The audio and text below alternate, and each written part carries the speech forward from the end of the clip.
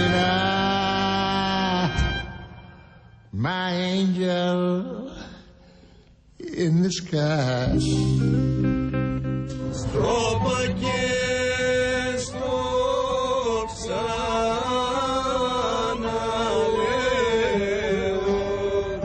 στο μυαλό μην κατέβεις.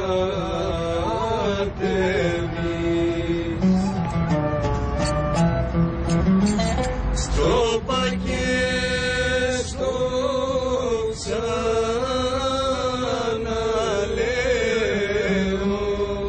στο μυαλό μην κατέβεις.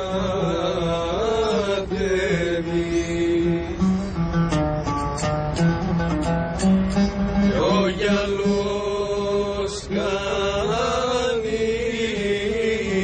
φουρτούνα και σε πάρει και διαβείς. Κι ο γυαλός κάνει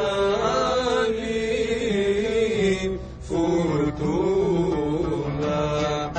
και σε πάρει και διαβείς. Η σχολή τυφλών δεν πρέπει να κλείσει γιατί η τυφλότητα θα χάσει τη στέλη της. Οι υπηρεσίες της σχολής τυφλών δεν καλύπτουν μόνο τη Βόρεια Ελλάδα, αλλά γενικότερα όλη την Ελλάδα. Για μας τους εργαζόμενους στο οικοτροφείο είναι πιο άσχημα τα πράγματα, γιατί εκτός από τη δουλειά μας που θα χάσουμε, χάνουμε και τα παιδιά μας. Είναι η οικογένειά μας αυτά τα παιδιά και εμείς είμαστε η οικογένειά τους. Στο σκοτάδι που απλώνεται στη χώρα μας, το φως βρίσκεται στην ελπίδα που δίνει η σχολή τυφλών σε ανθρώπους που θέλουν να συμμετέχουν στην κοινωνία με αξιοπρέπεια παρά την αναπηρία τους.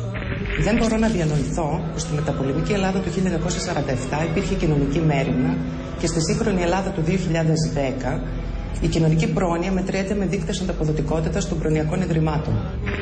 Η σχολή τυφλών δεν πρέπει να κλείσει γιατί προσφέρει εξειδικευμένη μόρφωση και παιδεία, καθώς όλοι πρέπει να έχουν ίσες ευκαιρίες στη μόρφωση, και ο τυφλός των Αθηνών και ο τυφλός της Θεσσαλονίκης. Η σχολή δεν πρέπει να κλείσει γιατί τους δίνει τα εφόδια να γνωρίσουν την αναπηρία τους, να την βιώσουν, να την αποδεχτούν για να ξεπεράσουν έτσι τα εμπόδια που τους βάζει καθημερινά η κοινωνία. Τα παιδάκια στη σχολή τυφλών έρχονται και πρέπει να έρχονται για να μάθουν τα πρώτα τους βήματα. Δηλαδή, πώς να πηγαίνουν στην τουαλέτα, πώς να κρατάνε το κουτάλι, το πυρούνι για να φάνε, το ποτήρι για να πιούνε. Η σχολή τυφλών δεν πρέπει να κλείσει. Πρέπει να μάθει επιτέλους ο κόσμος ότι είναι ένα ίδρυμα που παράγει έργο και δεν είναι μια στάση λεωφορείου. Δεν μπορεί η Θεσσαλονίκη να έχει τόσο πολλά μαγαζιά διασκέδασης στην παραλία και να μην μπορεί να συντηρήσει μια σχολή για τα τυφλά παιδιά. Θέλουμε Σταύρο να βοηθήσεις έτσι για να μην κλείσει η σχολή, να στηρίξεις. Και ο κόσμος πρέπει να ξέρει ότι επειδή δεν βλέπουμε, δεν σημαίνει ότι κάνουμε συμβιβασμούς και υποχωρήσεις μεγάλες. Παλεύουμε με το πρόβλημα που έχουμε με αξιοπρέπεια.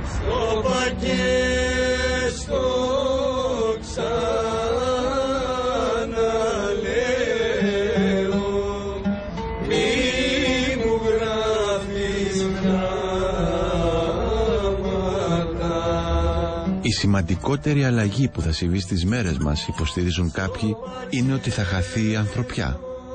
Τα μαύρα πανιά που ύψωσε η σχολή τυφλών στη Θεσσαλονίκη, προς το παρόν τους επιβεβαιώνουν. Καλό σας ξημέρωμα.